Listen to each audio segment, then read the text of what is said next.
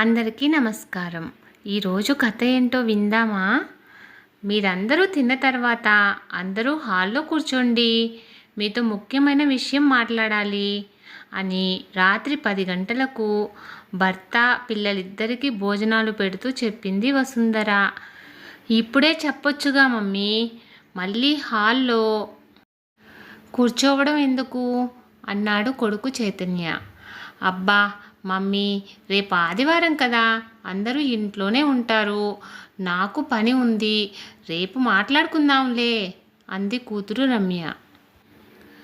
వసుంధర, అంత అర్జెంటుగా మాట్లాడేది ఏముంటుంది, పిల్లలెందుకు, నాతో చెప్పొచ్చుగా మొబైల్ మాట్లాడుతూ అన్నాడు భర్త రాజేష్. నేను చెప్పే విషయం మీ ముగ్గురికి సంబంధించిందే, తొందరగా తినండి, మాట్లాడాక ఎవరి పనులు వాళ్ళు చేసుకోండి అంది వసుంధర. అరగంట తర్వాత నలుగురు హాల్లో కూర్చున్నారు. వసుంధర టీవీని కూడా ఆపేసింది. అబ్బా మమ్మీ, క్రికెట్ మ్యాచ్ వస్తుంది, మాట్లాడుతూ టీవీ చూస్తే ఏమైంది, ఎందుకు ఆపేస్తావు అని విసుక్కున్నాడు చైతన్య. నోరు మూసుకో, ఎప్పుడు మొబైల్లో ముచ్చట్లు, కంప్యూటర్ ముందు లేదా టీవీ ముందు తప్ప వేరే ఏవి కనపడవు మీ ఇద్దరికి. తొందరగా చెప్పు మమ్మీ, ఈ సస్పెన్స్ ఏంటి అంది రమ్య.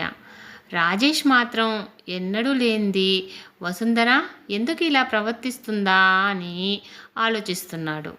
అతను కొద్ది రోజులుగా మౌనంగా ఏదో ఆలోచనలో ఉంటున్నా గమనిస్తూనే ఉన్నాడు వసుంధరని. తాను బిజినెస్ పనుల్లో తల్లమునకలుగా ఉన్నందున ఆమెను ఏమైందని అడగలేకపోయాడు. ఆరోగ్యంగా ఉంటూ అన్ని పనులు చేసుకుంటూ ఉంది కదా అని అంతగా పట్టించుకోలేదు. ఏమై ఉంటుందా అని ఆలోచనలో పడ్డాడు రాజేష్. నేను చెప్పబోయేది జాగ్రత్తగా వినండి. నేను ఒక నిర్ణయానికి వచ్చాను. ఇది తొందరపాటుతో తీసుకున్న నిర్ణయం కాదు. మీ అందరితో చర్చించాల్సిన అవసరం కూడా కనపడలేదు నాకు. కొంతకాలంగా నాలో నేను మదన పడుతూ చివరికి ఈ నిర్ణయానికి వచ్చాను. ఇక నుండి ప్రతి ఆదివారం నేను ఇంట్లో ఉండను. ఈ ఒక్కరోజు నా కోసం నన్ను వదిలేయండి. నాకు ఇష్టమైన, నాకు సంతృప్తినిచ్చే పని చేయడానికి వెళ్తున్నా. ఇన్నేళ్లుగా భర్త, పిల్లలు, బంధువులు అంటూ అసలు నాకంటూ కోరికలు ఉన్నాయని కూడా మర్చిపోయాను. దానికి నేను బాధపడడం లేదు. ఇప్పుడు మీరు పెద్దవాళ్ళయ్యారు, మీకు నా అవసరం అంతగా లేదు.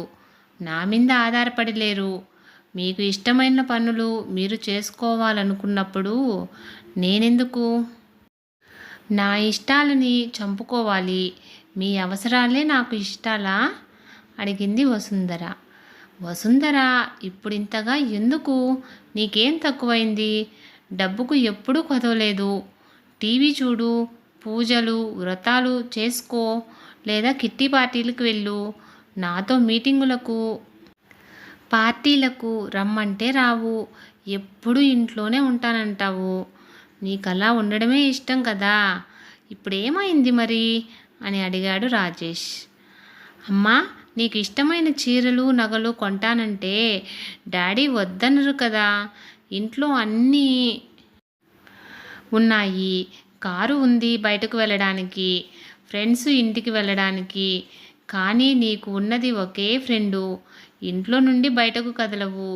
మా అందరి ఇష్టాలను తెలుసుకొని అన్నీ తీరుస్తున్నావు. మా సంతోషమే నీ సంతోషం కదా. ఇంకా ఇష్టాలు, కొత్త పని ఏంటి? అసలు నువ్వు పని చేయాల్సిన అవసరం ఏంటి? అది ఈ వయసులో మరీ టూ మచ్ అని విసుక్కున్నాడు చైతన్య. అసలు నాకు ఏమిష్టమో మీకెవరికైనా తెలుసా?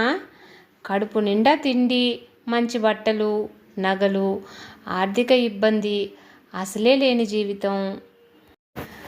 ఇవేనా మీరనుకునే నా ఇష్టాలు, కోరికలు? అంతకంటే వేరే ఏవి ఉండవా? ఎప్పుడైనా నన్ను అడిగారా నాకు ఇష్టమైన వస్తువులు, పని ఏంటి, మనస్ఫూర్తిగా నీకు ఏం కావాలి అని?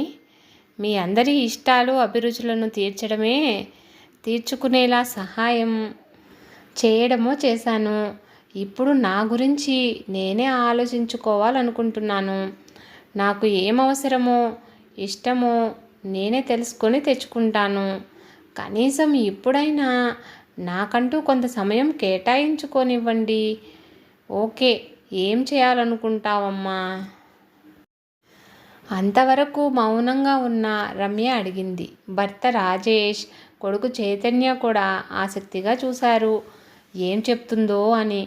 రేపటి నుండి నేను పొద్దున్నే 8 గంటలకు వెళ్ళిపోతాను. ఇల్లంతా మీరే చూసుకోవాలి.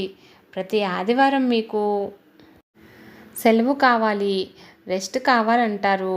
ఇంట్లో ఉండి ఏ పని చేయకుండా అన్ని స్పెషల్స్ చేయమంటారు. కూర్చున్న దగ్గరికి అన్నీ తెచ్చివ్వమంటారు. ఏమంటే వారమంతా కష్టపడ్డాం కదా, రెస్ట్ కావాలి అని. మరి నాకు ఎప్పుడు రెస్టు? అందుకే ఆ రెస్టు నా సంతృప్తి కోసమే.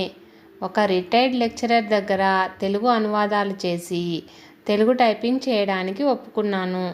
మధ్యాహ్నం సంగీతం, వీణ నేర్చుకోవడానికి వెళ్తున్నాను. సాయంత్రం 6 గంటలకు తిరిగి వస్తాను. అంతవరకు మీ పనులన్నీ మీరే చూసుకోండి అని కాస్త ఆగింది వసుంధర. తల్లి అలా గట్టిగా చెప్పేసరికి పిల్లలిద్దరూ షాక్ అయ్యారు. ఏమనాలో తెలియలేదు. వద్దు అన్నా ఆగేటట్టు లేదు అని అర్థమైపోతుంది. అసలు అమ్మ బయటికెళ్ళాల్సిన పనేంటి? ఇంట్లో ఉండొచ్చుగా. ఇప్పుడు సంగీతం, వీణ నేర్చుకొని ఏం చేస్తుంది? కచేరీలు ఇస్తుందా? ఈ వయసులో నేర్చుకొని ఏం చేయాలి? ఎవరిని ఉద్ధరించాలి? మరి రేపు మమ్మీ ఇంట్లో లేకుంటే ఎలా? ముఖ్యంగా భోజనం హాయిగా సెలవు రోజున బ్రేక్ఫాస్ట్ నుండి డిన్నర్ వరకు ఏదో ఒక స్పెషల్ చేస్తుంది. మరి సడన్గా ఇప్పుడేమైంది అని ఏమీ మాట్లాడకుండా లేచి తమ గదుల్లోకి వెళ్ళిపోయారు. రాజేష్, వసుంధర మౌనంగా కూర్చున్నారు.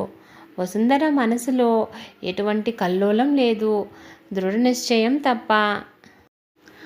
రాజేష్ మాత్రం ఆమెను చూస్తూ ఆలోచనల్లో పడ్డాడు. వసుంధర వెళ్ళి తలుపులన్నీ చెక్ చేసి పడుకుంది. రాజేష్ ఎప్పుడు పడుకున్నాడో తనకే తెలీదు. రోజులాగే తొందరగా నిద్రలేచి స్నానం, పూజ చేసుకుని టీ చేసి తనకో కప్పు, భర్తకో కప్పు తీసుకొని బెడ్రూమ్లోకి వెళ్ళింది. పేపర్ చదువుతున్న భర్తకు కప్పు ఇచ్చి తను కూడా టీ తాగింది.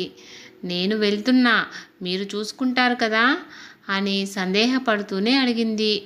తలెత్తిన రాజేష్ ప్రశాంతంగా చూసి, డోంట్ వర్రీ వసుంధర, నువ్వెళ్ళు, నేను ఉంటాను. వీలైతే మీ తమ్ముడింటికి వెళ్ళు అన్నాడు భర్త రాజేష్. ఉదయం 8 అయినా ఇంకా అలాగే నిద్రపోతున్న పిల్లలను ఓసారి చూసి నిశ్చింతంగా, ధైర్యంగా బయటకు నడిచింది వసుంధర. ఫ్రెండ్స్, ఇలాంటి మరిన్ని వీడియోస్ కోసం సన్ పాజిటివ్ థాట్స్ ఛానల్ను సబ్స్క్రైబ్ చేసుకొని సపోర్ట్ చేయండి. ఈ వీడియో నచ్చితే లైక్ చేసి షేర్ చేయండి.